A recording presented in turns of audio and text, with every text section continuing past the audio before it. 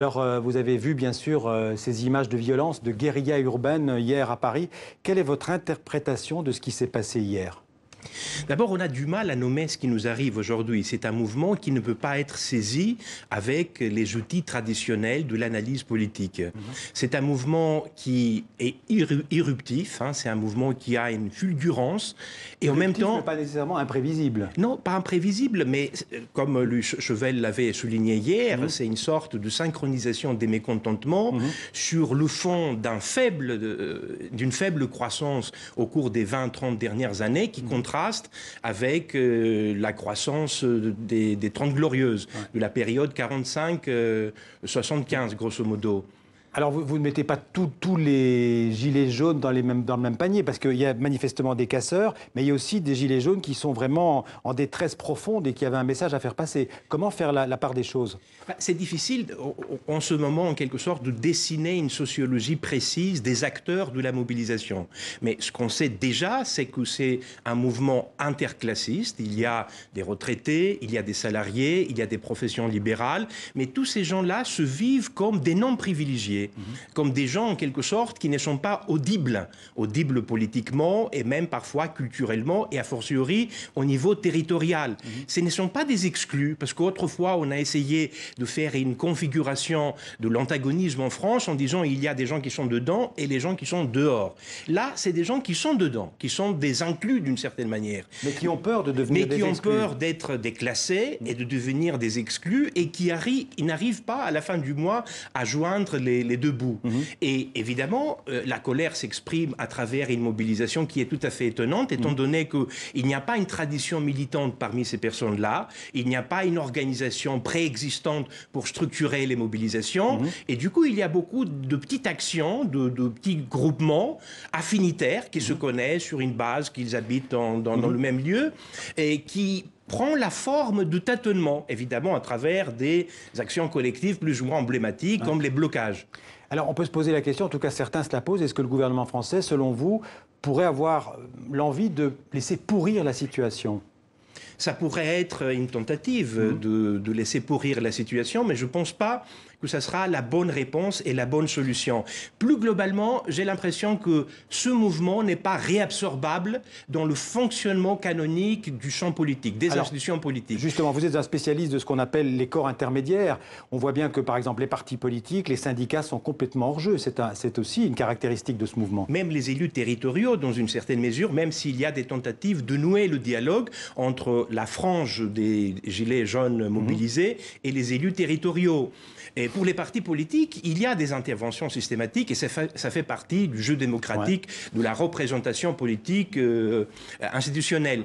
Par contre, ce qui m'étonne beaucoup, c'est un peu le silence ou un certain retrait des organisations syndicales par rapport à cette conflictualité qui, d'une certaine manière... Comment vous l'interprétez, ce retrait? Bon, il y a évidemment des prises de position, par exemple de la part de la CFDT qui veut à la fois que ce mouvement ne dérape pas et en même temps accompagner la transition énergétique et écologique. Un syndicat plus réformateur. Un syndicat plus réformateur.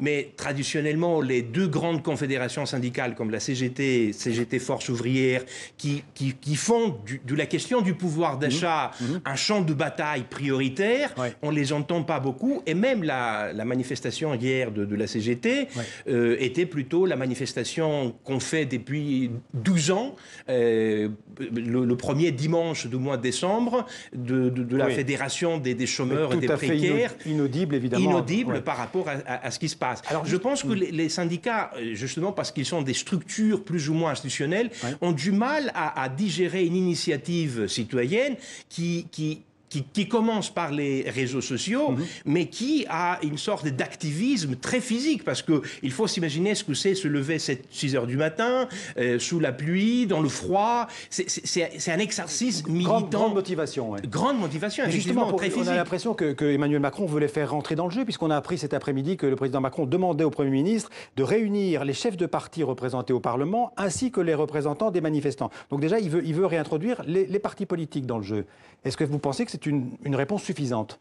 Non, ce n'est pas une réponse suffisante parce qu'il faut donner dégage à ce mouvement-là, comme quoi non seulement il écoute, mais en même temps il est capable de négocier et de faire des concessions d'une certaine manière, sans avoir du grain à moudre concret. Par exemple, le gel de la hausse des carburants qui est prévu pour le 1er janvier. Il devrait annoncer ça, d'après vous? À minima, je pense qu'il faut faire un geste dans ce sens-là. Sinon, s'il reste plus ou moins vertical dans son positionnement, il n'y a pas seulement un problème de sensibilité démocratique, parce que, justement, il faut passer au pouvoir partagé, mais c'est aussi l'idée qu'on ne peut pas réaliser une transition écologique dans un pays contre un peuple ou contre une population qui se sent complètement marginalisée. Encore une question qui est peut-être un peu difficile, mais qui pourrait nous emmener loin. Est-ce que vous faites un parallèle entre ce qui se passe aujourd'hui, décembre 2018, et mai 68? Est-ce qu'il pourrait y avoir une sorte de convergence des luttes entre les ouvriers, les étudiants et les Gilets jaunes? Je pense que c'est très difficile de faire de telles comparaisons. On risque d'abord de tomber dans une sorte d'anachronisme. Aujourd'hui, on a une situation tout à fait particulière. La mondialisation néolibérale qui produit des effets, les effets papillons qui peuvent avoir des effets imprévisibles, est déjà en route. On est face à la révolution numérique. On a des nouvelles formes d'individualisme et en même temps, on a besoin du collectif. Je pense aujourd'hui, le problème qui se pose... Et justement, le problème qui se pose, c'est que toute une série de couches se sentent marginalisées. Il faut les introduire à la fois dans le jeu économique, dans la vie réelle, et puis dans le jeu politique. Sans un geste dans ce sens-là, on risque non seulement de vivre une crise sociale, mais une crise politique, voire une crise institutionnelle. Merci Michel Vakalolis. Je rappelle votre dernier livre, Du pouvoir vertical au pouvoir partagé, aux éditions de l'Atelier. Merci beaucoup. Merci.